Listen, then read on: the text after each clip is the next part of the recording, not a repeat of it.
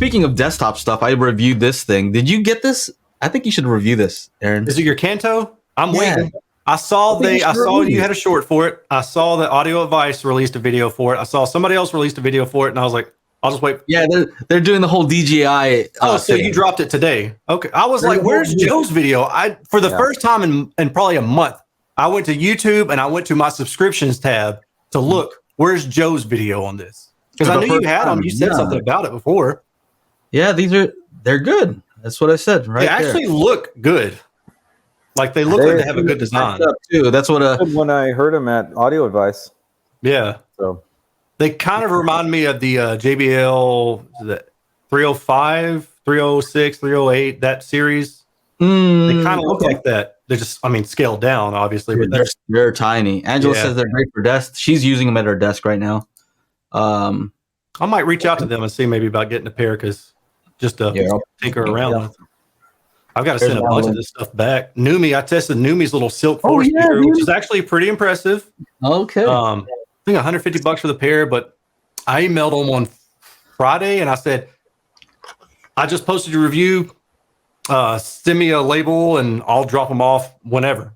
So, and I haven't heard back yet. I did get what was really cool is I have Vanatoo or Vanatoo. I guess that's how you pronounce it. Vanatoo, yeah. I got the Vanatoo, the T1E Plus. Yeah, they sent the T1 Plus and the T0 Plus, and it was really cool because like one of their engineers reached out to me and he said, "Hey, just FYI, we have all sorts of settings. What do you think makes the most sense for your audience?" And we talked about some stuff, but then the coolest thing is they also included a return label, and you guys know how wonderful that is because we go for months. People don't understand. Like we can go for months. Pinging companies, hey, your product's cool. I don't want it. Can you send me a shipping label so I can send this thing back? Right? Like, and then finally, or I've had one company, I gave up after 3 tries. And a year later, they emailed me and it was like, hey, do you still have those speakers? And I was like, yeah, they're sitting in a box somewhere. Let me go find them, but I give most of mine away. So if they tell me I can have them, I'll give them away or something like that. But I don't want to do that because just like this one company, if I had given them away, then I'd have been out, I don't know. Yeah. So I usually just give them to people. Yeah. I don't need any of this stuff. It's like if they're cool, here's a little something. It was Gary or Rick over there, Huh? At Vanatoo. Rick is the one who it's either Gary or Rick. It's like a 2-man team. One of the two. Yeah, there's only 2 of them. Yeah, I could tell they were kind of tag teaming it. Yeah. It looks like Gary was the last one. Okay. Yeah. Good dudes. And what's kind of funny is I introduced them to Chana. Yeah. I'm like, hey, send your stuff out. I never got anything sent out. What's going on over here? Right. I'm joking. But I'm like, you have. What's interesting is maybe they don't have my new address. Maybe that's what it is. Maybe that's it. That's it. They were what do you call it? Since I had that gaming monitor that doesn't have speakers, I was just like, oh, let me bring the Vanatoos. And the box has a little top handle. I was like, oh, okay. I took them with me to work. That night I had there was a planned power outage from 8 p.m. to 5 in the morning, and I went to work at 11 p.m. So I just brought that with my power station. I brought the 2 speakers because everybody was out of the hotel or whatever. Brought the Xbox, the PS5, and the monitor and ran. I was just like watching movies, playing video games off of the power station and using those Vanatoos. Yeah, they're great. They're great desktop speakers. They're bigger than those Kantos that you're talking about. They're a bit more, more of everything. They're a bit more. They're heavy. They're a little heavier. What I'm kind of curious to see is if they ever do that Numi Silk, but powered, because you're saying they sound good, right? Yeah. If they ever power those like they did with the what are they? Numi BS5P. BS5P. As long as they don't mess up the EQ like they did that first time. Right. That'll be a good competitor to this Kanto ORA. Inexpensive desktop speakers that actually measure well. The only thing my critique of this Kanto ORA was that it's a plastic enclosure. Remember I asked you about that? Yeah.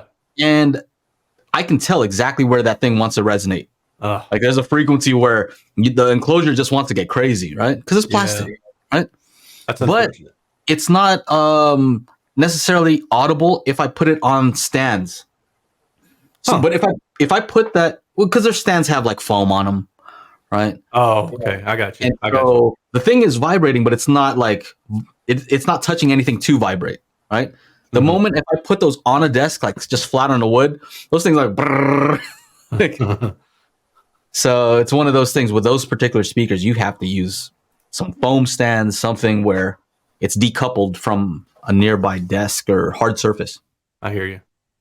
Yeah. I like them. And did you mess with the I know Joe in your review, it was Fresh Hater Jay was out and he's like, you got to do all these finger gymnastics to change the DSP settings on the Vanatoo. Oh yeah, on the original. Have you messed around with those yet, Aaron? No. So like the DSP is different if you have it on a desk with no wall behind you, on a desk with the wall behind you, and that kind of thing.